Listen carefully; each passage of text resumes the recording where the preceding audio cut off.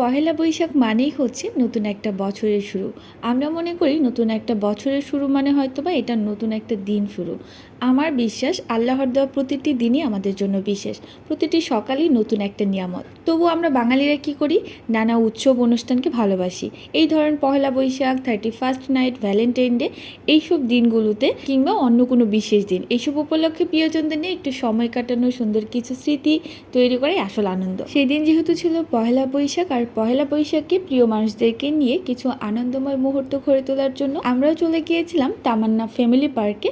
তো আজকে আপনাদের সাথে সেই তামান্না ফ্যামিলি ওয়ার্ল্ডের ফুল ভিডিওটা আপনাদের সাথে শেয়ার করব। Hey everyone, welcome back to my another blog. সেদিন যেহেতু একটা উৎসব ছিল, তাই রাস্তাঘাটে ছিল অনেক যানজট পেরিয়ে আমরা সব শেষে চলে আসলাম তামান্না ফ্যামিলি পার্কে। যেহেতু পহেলা বৈশাখ ছিল, সবাই কিন্তু লাল সাদা শাড়ি পরে ঘোরাঘুরি করছিল।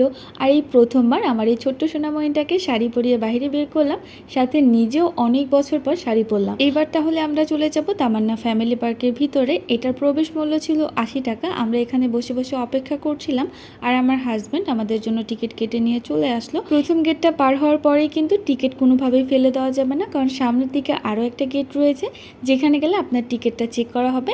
টিকিট জমা দিয়ে আমরা চলে গেলাম তামান্না ফ্যামিলি পার্কের ভিতরে যাওয়ার পরে দেখতেই পাচ্ছেন আমার এই ছোট্ট সোনামণিটা কি পরিমাণ আনন্দ করছে। তার এই ছোট ছোট আনন্দগুলো আমার কাছে অনেক বেশি ভালো লাগে। এইবার পার্কের ভিতরে এই দিকটা একবার দেখেন, এটা হচ্ছে শুধুমাত্র পহেলা বৈশাখের জন্য খুব সুন্দরভাবে সাজানো হয়েছে যেন সবাই ফটোশ্যুট করতে পারে।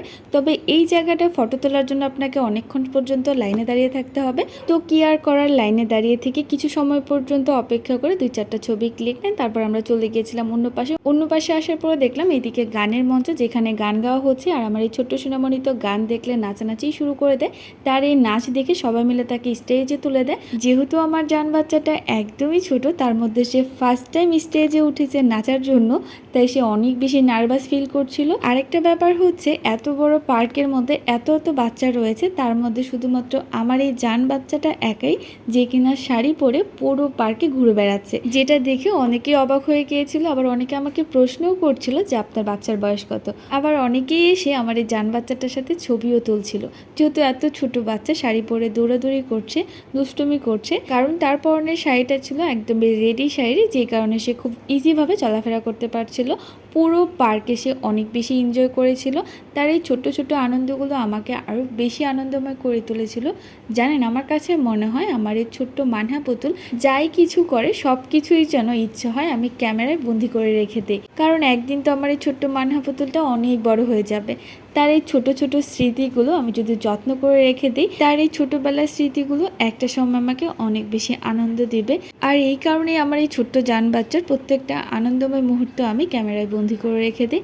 তো যাই হোক, আজকে পুরো তামান্না ফ্যামিলি পার্কটা কিন্তু আপনাদেরকে ঘুরে দেখালাম। আর এখানে কিন্তু অনেক রাইডস রয়েছে, আপনারা কিন্তু এক্সট্রা টাকা দিয়ে বাচ্চাদেরকে রাইডসে উঠাতে পারবেন। যেহেতু আমার বাচ্চা ছোট, তাই আমরা কোনো ধরনের কোনো রাইডসে উঠিনি।